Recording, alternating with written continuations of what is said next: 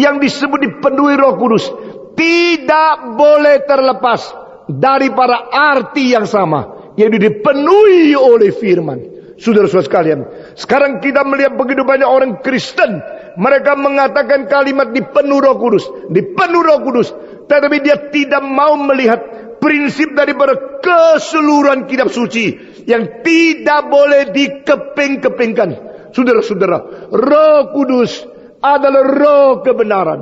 Roh Kudus adalah roh yang mewahyukan kebenaran. Roh Kudus adalah roh yang mendidik gereja dengan kebenaran. Roh Kudus adalah roh yang mengingatkan orang Kristen tentang firman kebenaran yang diucapkan oleh Tuhan. Roh Kudus adalah yang memimpin gereja masuk ke dalam kebenaran. Ini 5 poin. Kalau kita pegang teguh dan kita akan tidak menyeleweng dan tidak sembarangan lepas daripada jalur yang ditetapkan oleh Tuhan. Saya mengatakan sekali lagi, Roh Kudus adalah roh kebenaran. Kedua, Roh Kudus adalah roh yang mewahyukan kebenaran kepada nabi dan rasul untuk menjadi kitab suci perjanjian lama dan perjanjian baru. Ketiga, Roh Kudus ada roh yang mencerahkan, memberikan pengertian kebenaran kepada kita di dalam gereja. Dan keempat, Roh Kudus adalah roh yang memenuhi kita dan membawa kita masuk kebenaran dan memimpin hidup kita di dalam kebenaran juga. Saudara-saudara, dengan demikian setiap kali kita bicara mengenai kebenaran Tuhan, jangan lupa itu adalah karya pengwahyuan dari Roh Kudus. Dan setiap kali kita bicara tentang Roh Kudus, jangan lupa dia ada roh yang mengajar kita dengan kebenaran. Itu sebab membicarakan roh tanpa menggabungkan dengan pengertian kebenaran Tuhan, itu tidak benar.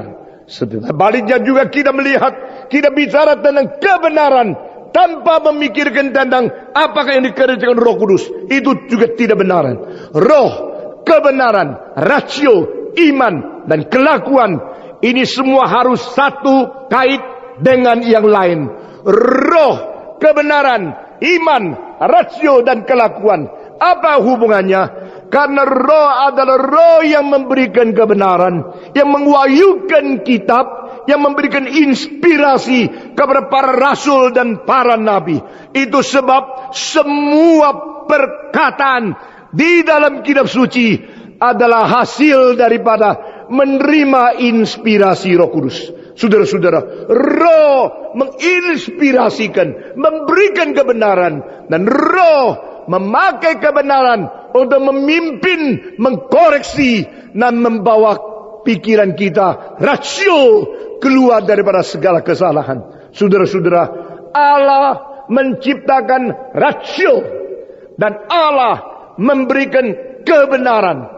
Apakah hubungan antara kedua hal ini? Allah menciptakan rasio dan Allah mewahyukan kebenaran.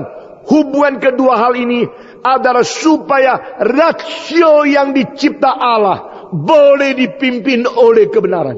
Rasio yang dicipta Allah tidak menyeleweng, berjalan sendiri dan meninggalkan kebenaran yang ditetapkan oleh Tuhan. Saudara-saudara, God created reasoning power and God revealed His truth is to guide our human reasoning power with the truth revealed by God. Nah, kalau kedua ini sudah menjadi klop, maka baru menimbulkan iman yang sungguh-sungguh. Saudara-saudara,